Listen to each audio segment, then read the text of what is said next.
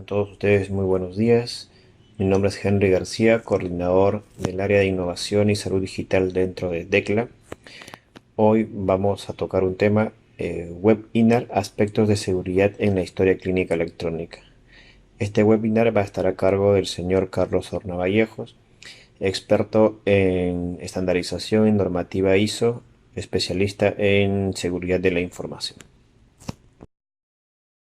Bien, como les decía, el objetivo de este webinar es básicamente entender algunos aspectos que a veces dejamos de lado a la hora que pensamos en seguridad de la información, y esto es aplicable en forma general, pero vamos a hablar particularmente de cómo abordarlo desde un punto de vista de despliegue de historia clínica electrónica, toda vez que los aspectos técnicos normalmente son fácilmente deducidos o bastante, digamos, ya difundidos por, digamos, varias fuentes. Aquí tenemos de que cuando nosotros hemos hecho consultas sobre cuáles son los aspectos que tiene uno que tomar en consideración al momento de desplegar historia clínica electrónica, todos piensan en los dos primeros que tengo aquí listados, que es, hay que tener infraestructura, se habla de servidores, se habla de equipamientos y conectividad necesaria, conexión a internet, conexión de una red local de alta velocidad, pero a veces no se aborda los dos puntos adicionales que estoy agregando aquí, que es apertura e integración. Básicamente esto tiene que ver con la interoperabilidad que tiene que existir en el sector salud para que puedan entre proveedores de salud intercambiar información, ¿ok? Ya sea de historias clínicas electrónicas o de otros documentos que tienen que ver con la salud de los pacientes, ¿ok? Entonces tiene que haber una integración entre todos estos modelos de gestión que va del lado de la interoperabilidad, y tiene que haber una apertura con la posibilidad de que se pueda extender, pueda ser escalable, pueda crecer tanto horizontal como verticalmente. ¿Ok? Y otro aspecto que a veces tampoco se toma en consideración es la trazabilidad y auditoría. Trazabilidad para saber qué cosa es lo que ha pasado, para seguir las huellas de cómo es que los procesos se han desarrollado o por dónde es que ha pasado la información, y las evidencias necesarias cuando se tenga que hacer alguna investigación o una auditoría. ¿Ok? Tanto, no, y no me refiero a auditoría de seguridad o auditoría, sino auditoría médica, auditoría al proceso de información. Si vemos la normativa sobre historias clínicas y historia clínica electrónica en Perú, vamos a encontrar de que los aspectos de seguridad están referidos a lo que es un modelo de gestión de seguridad de información basado en ISO 27001, ¿ok? Pero hace, digamos, una referencia muy fuerte cuando se habla de resguardo de la información de las personas a la Ley de Protección de Datos Personales. Entendamos, cuando hablamos de la Ley de Datos Personales, hablamos de la ley y su reglamento. Sin embargo, en las diversas normas sobre la clínica electrónica y sistemas de información en el sector salud, que son emitidos por el Ministerio de Salud, vamos a encontrar tanto referencias a la Ley de Protección de Datos Personales como a la directiva de seguridad de la Ley de Protección de Datos Personales. ¿Okay? Y finalmente, cuando hablamos de seguridad, siempre tenemos un concepto base que está eh, sobre la información que tiene la rama 27000 de ISO, que es confidencialidad, integridad y disponibilidad de la información. ¿Ok? Entonces, un poco para explicar cómo entender un modelo de gestión que aborde adecuadamente el despliegue de una historia clínica electrónica, ya sea regional, institucional o de cualquier alcance, de una forma neutral, ¿ok? Y cumpliendo con las normativas, tenemos que entrar a ver algunos aspectos, ¿ok? Uno que es importante es que tanto la historia clínica electrónica como otros sistemas de soporte a los procesos de las IPRES o de los prestadores de salud, ¿ok? se convierten básicamente, por definición, en sistemas de información. Los sistemas de información tienen una característica muy particular, que es que impactan en la salud de las personas. Y esto es algo que hay que tomar en consideración porque pueden determinar que una persona, eh, si ya llega al IPRE, si ya llega al hospital, a la posta, a la clínica, no llega porque está feliz o está contento o está rebosando de salud, llega porque ya tiene una afectación. ¿Okay? Llega con un dolor, llega desesperado porque le falta, no sé, un brazo, una pierna, algo malo le ha sucedido, ¿ok? Y que los sistemas de información, incluyendo la historia electrónica, no funcionen adecuadamente, estén de forma, digamos, desplegada de forma inadecuada o muy lenta o inaccesible, eso tiene un impacto específico en la prestación del servicio de salud. Por lo que tenemos que tener en cuenta esto para orientar los esfuerzos de una manera que puedan ayudar a que la salud de las personas sea restablecida en el menor tiempo posible o por lo menos sea tratada de una manera adecuada, ¿ok? Por lo que aquí estamos incluyendo hacia el impacto, la forma como va a impactar los sistemas de información en la salud de las personas con un enfoque adecuado. Ese es un enfoque de responsabilidad, es un enfoque humano, un enfoque que debemos darle a todas nuestras actividades en referencia a la prestación de los servicios, que tiene que ver con que podamos ayudar a que la salud de las personas pueda restablecer. Ese es un primer punto. Ahora, un segundo punto, y es que este sistema de información tratan información de las personas, es que cuando hablamos de una historia clínica electrónica, la normativa vigente, ¿okay?, que ha sido publicada por el Ministerio de Salud en Perú, nos va a hablar de aspectos puntuales y el marco en el que se van a desarrollar, y ese marco sería un sistema de gestión de seguridad de información, desarrollado bajo un modelo que sería ISO 27001, o como aquí en Perú es la norma técnica peruana ISO IS 27001-2014. Y este sistema de gestión lo que tiene que preocuparse, lo que tiene que abordar, es el proteger mm, la operatividad y la gestión de la historia clínica electrónica, ¿ok? Entonces tenemos que ver que el SGSI va a abordar no la parte física, la parte técnica solamente, sino la parte operativa y todo lo que esto conlleva. De hecho, un SGSI aborda mucho más aspectos que solo la parte técnica operativa. Y ahí es donde hay que tomar en cuenta de que hay aspectos de regulación, hay aspectos de personas, de recursos, de capacidades que hay que considerar cuando hablamos de un SGCI. Sin embargo, también vamos a encontrar en la normativa peruana que habla de la protección de los datos personales contenidos en la historia clínica electrónica. Y aquí es donde tenemos que entender que lo que busca la ley 29733 es proteger los datos de las personas. O sea, no es que la ley de protección de datos personales vaya a proteger la historia clínica electrónica. La historia clínica electrónica puede tener más cosas que la información eh, personal. De hecho, en la normativa actual, para desarrollar sistemas de historia clínica electrónica, se pide que se separe, o que por lo menos hayan campos diferentes para datos personales identificativos del resto de actuaciones médicas o actos médicos. Entonces, en este punto, la ley de protección de datos personales solo va a proteger los datos personales que hagan identificable a la persona. De modo que esta información de historias clínicas electrónicas puedan ser utilizadas para investigación u otros fines cuando se disocien o se anonimicen estos datos. Y entonces estos datos van a poder ser utilizados para otros fines. Explicando algunos aspectos sobre esto, es que el factor fundamental que hemos encontrado como, digamos, elemento determinante lo definen como costos, ¿ok? Tenemos muy presupuesto muy limitado, por lo tanto los costos de despliegue de historia clínica electrónica son un problema para la organización. Y esto lo hemos encontrado en varias organizaciones. ¿Ok? Pero cuando hablamos de costos, no nos dicen exactamente costos de qué.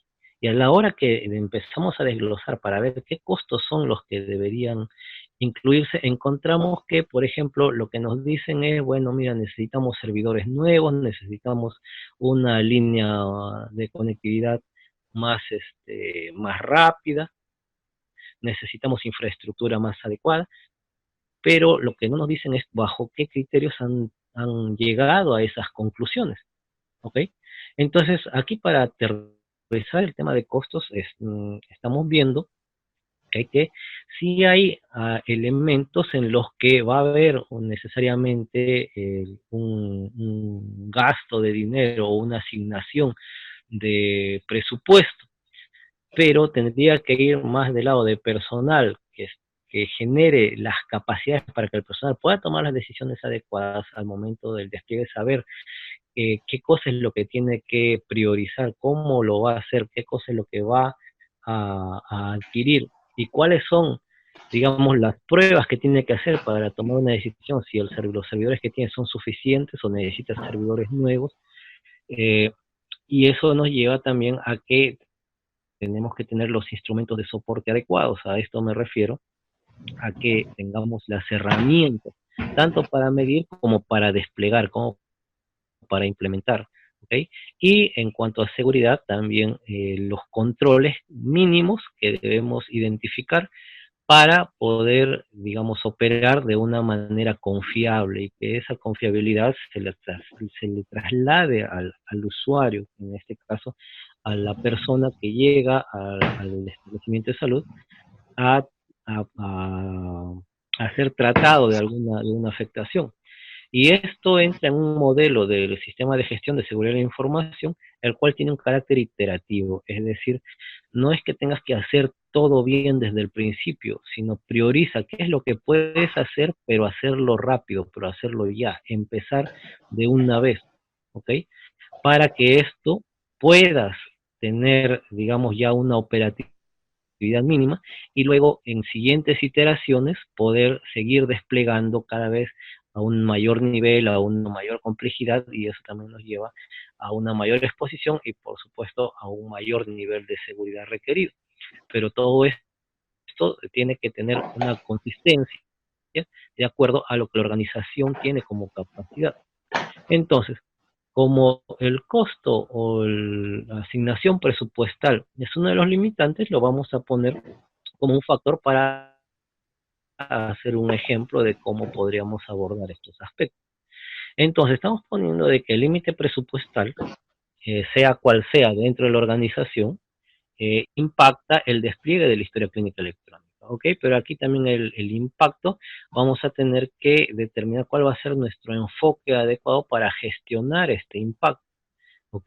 Y aquí lo que vamos a ver es cómo mediante, por ejemplo, un modelo de gestión del riesgo, que es el corazón del sistema de gestión de seguridad de información bajo 27001, modelo de gestión del riesgo nos va a ayudar a identificar cuáles son estas amenazas más probables y nos va a listar un conjunto de riesgos y nos va a ayudar a priorizar riesgos de modo que podamos entender cuáles son los riesgos base que tenemos que abordar inicialmente. Estos riesgos, que podemos categorizarlos de mayor a menor, vamos a listarlos y vamos a cubrir solo los que nuestro límite presupuestal nos permita. ¿Ok? De modo que se puedan generar un conjunto de acciones priorizadas. Estas acciones priorizadas tienen que integrarse dentro del modelo de gestión que tenga la organización. No solo hablo de seguridad de información, sino de un modelo de gestión que es el modelo de gestión integral que tiene la organización. La seguridad de información es solo una parte, el modelo de gestión y la gobernanza organizacional son aspectos más complejos. Sin embargo, bajo un supuesto de límite presupuestal, lo que necesitamos es acciones priorizadas que estén cubiertas o puedan realizarse o ejecutarse dentro del límite presupuestal. Es decir, si tenemos 1.000 soles de presupuesto, no podemos plantear cosas de 5.000, 10.000 o 100.000 soles. Tenemos que ver qué cosa es lo que vamos a poder hacer con ese presupuesto. ¿ok?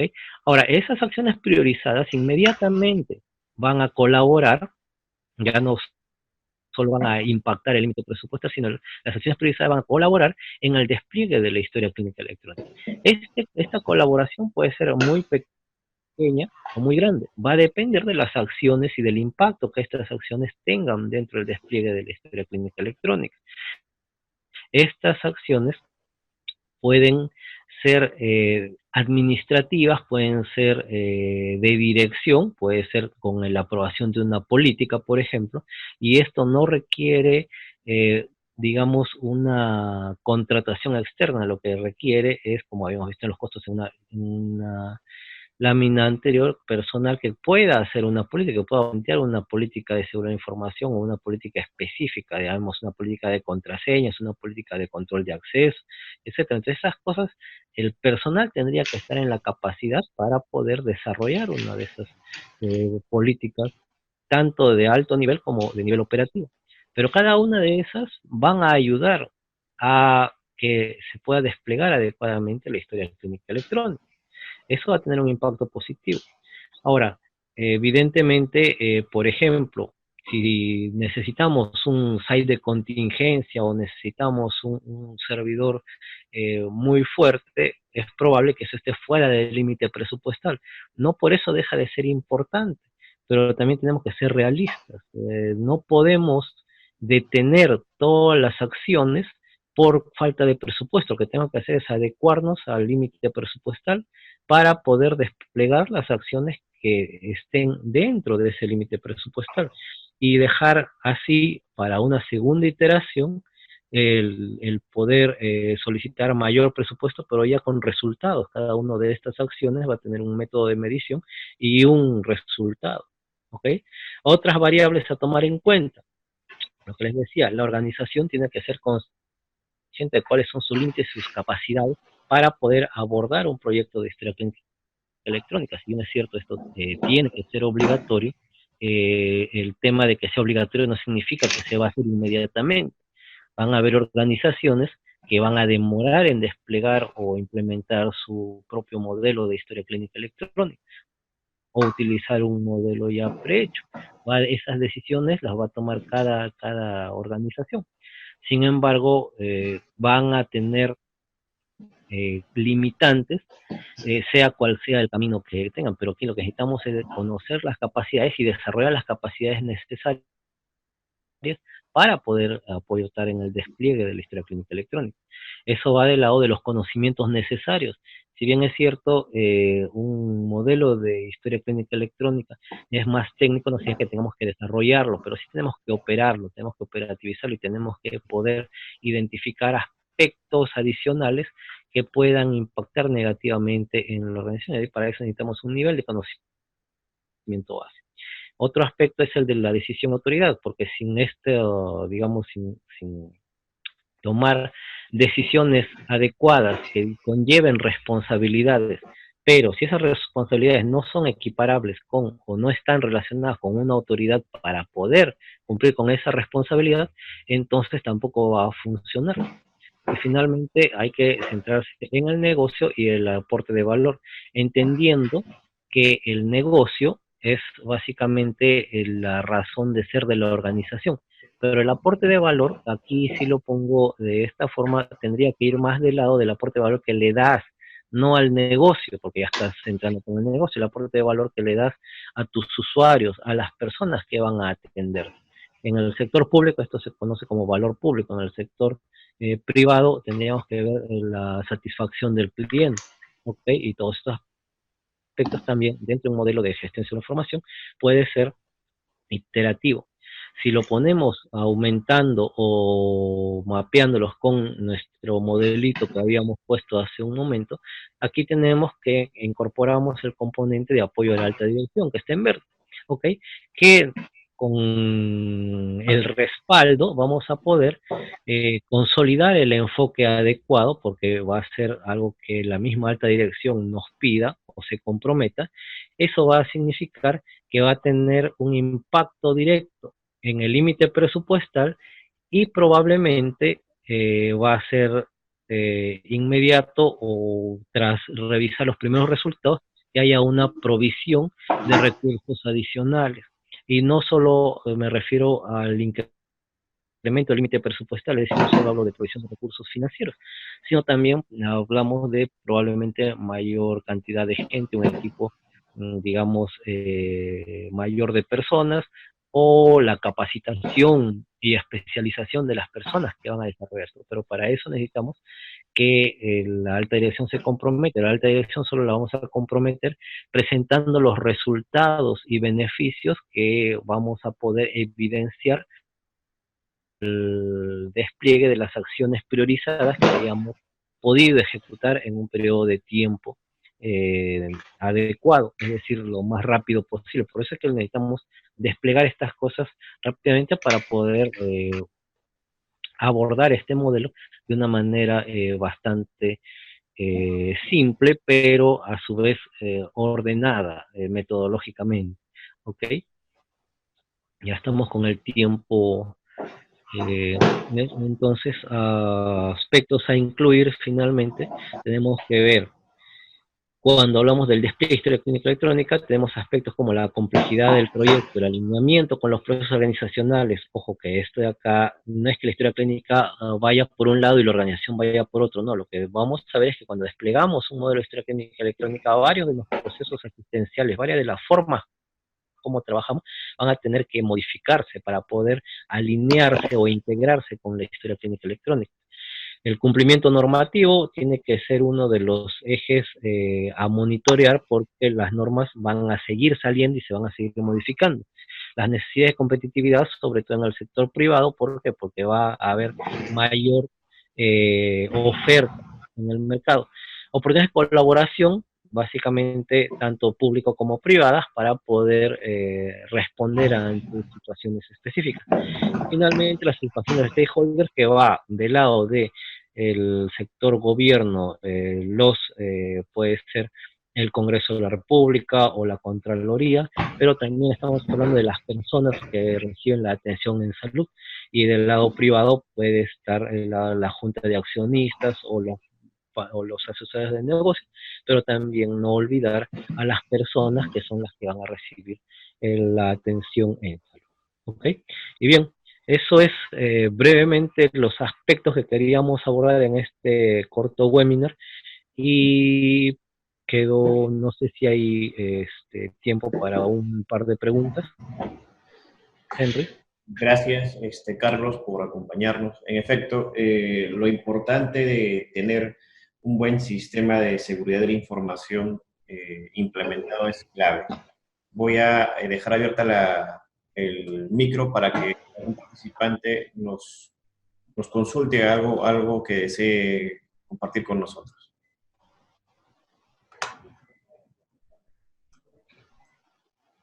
Hola.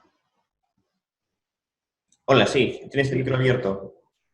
Hola, ¿cómo estás, Carlos? Oye, muchas gracias por permitir participar en este webinar. Algunos aspectos que ha mencionado Carlos muy importantes, considerarlos. Yo estoy hablando un poco de la experiencia privada.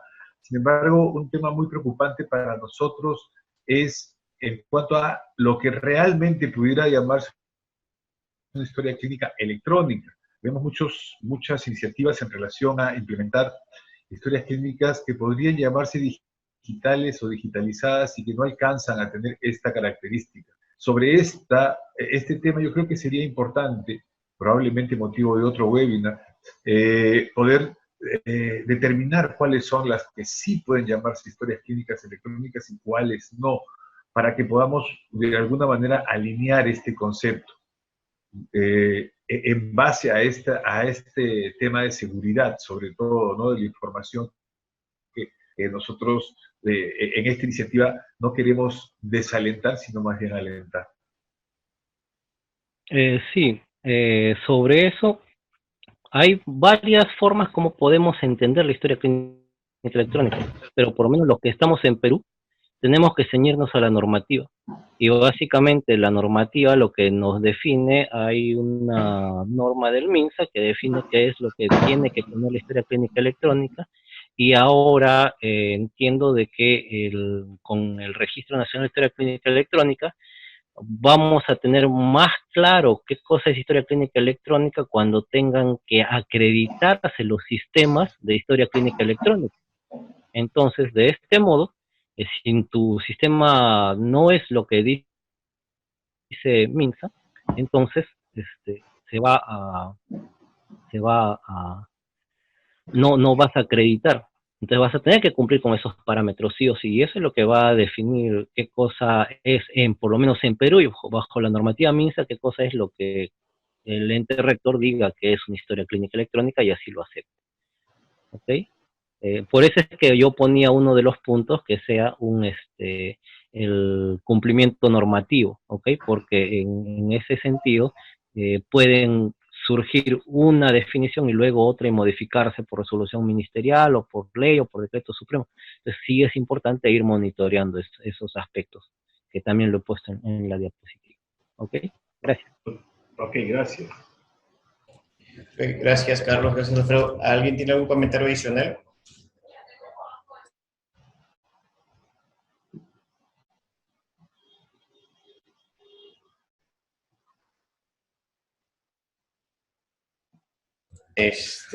Bueno, este ha sido nuestro primer webinar desarrollado por DECLA. Vamos a seguir trabajando en otros webinars para las próximas semanas. DECLA tiene un compromiso de compartir el conocimiento relacionado a la historia clínica electrónica y a una salud digital en el país. Estamos trabajando en áreas temáticas de innovación, inteligencia artificial a través de transformación digital, seguridad de la información, un aspecto clave, y sistemas de información para la salud. Les agradecemos por su tiempo. Este video va a estar colgado en nuestra plataforma de streaming dentro de YouTube, y los invitamos a visitar nuestra página www.decla.la. Muchas gracias por su participación. Hasta otra oportunidad. Gracias.